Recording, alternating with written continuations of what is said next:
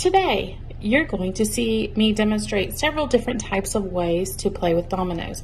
All you need is a flat surface and a basket of dominoes. They can even be mismatched sets. These ones are obviously smaller than these, but they still work for the games that we're going to be doing. So stay tuned and have fun learning how to interact with your child and to teach them some lifelong skills.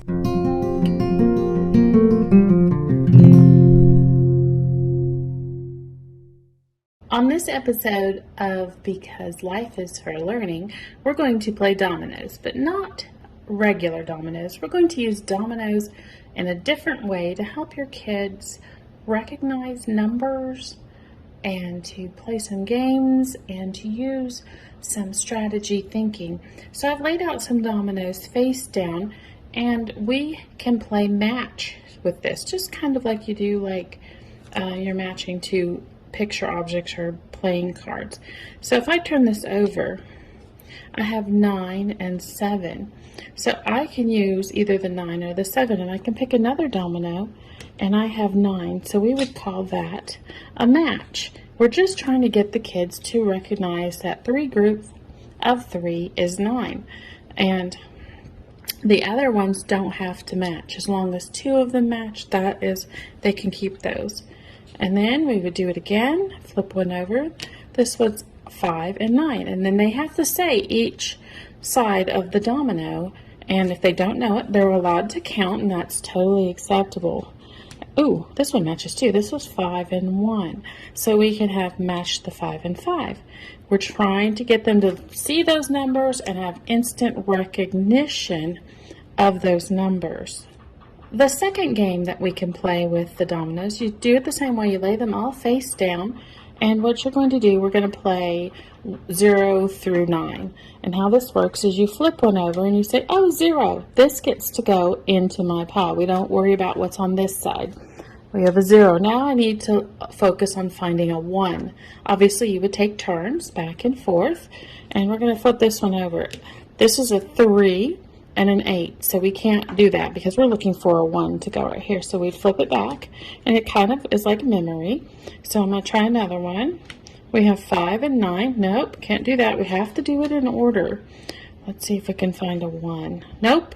We have a 7 and a 5. Let's see. Ooh, a 4 and a 4. Maybe I should have planned. That is not a 1 either. 3 and 4. There's got to be one somewhere. Oh, a 0. A 0 and a 6. Every time your child flips one over, have them say what the 2 dots patterns are. 2 and 9.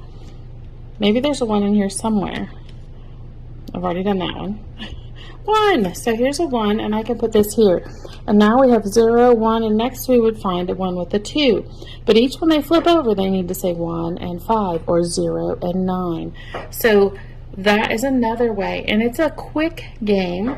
Just make sure that you're using enough dominoes where you have enough number patterns where you can complete them. And then the first one, obviously, to number 9 is the winner. Another game you can play is sort of like dominoes, but not.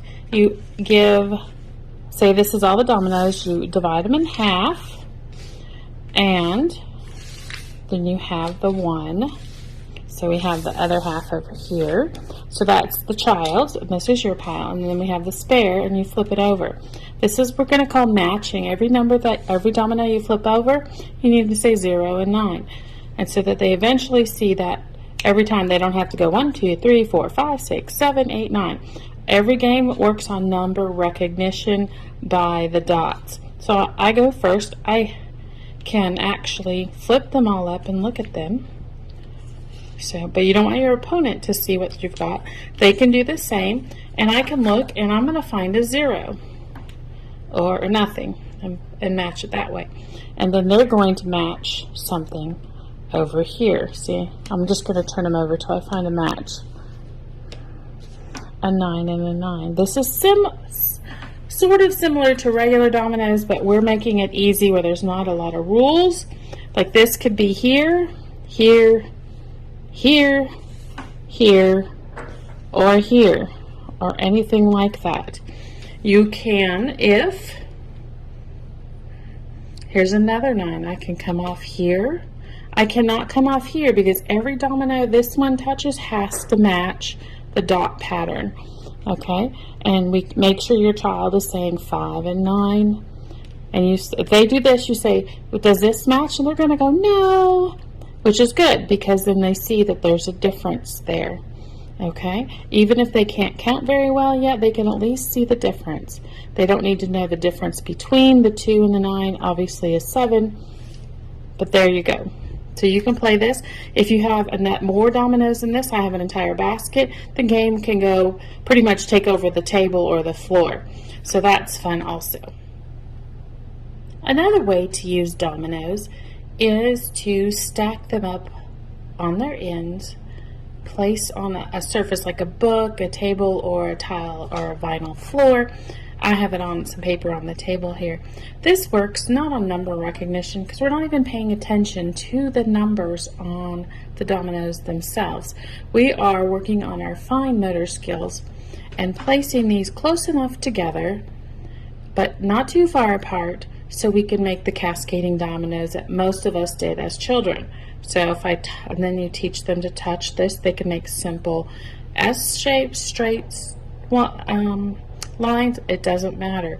Just the fine motor skills of picking up the domino and holding it and placing it and making sure it's going to stay. That can keep them entertained for hours. If they struggle with focusing on an activity and staying with that activity for more than 10-15 minutes, set timers to say we're going to play this game until the timer goes off. Start with 5 minutes and then work their way up, obviously according to their age. Older children should be able to keep their focus longer. So here we go. And there we go. So I'm hoping that playing with the dominoes, number recognition, fine motor skills will encourage you to interact with your child and to have some good learning fun. Thank you for joining us.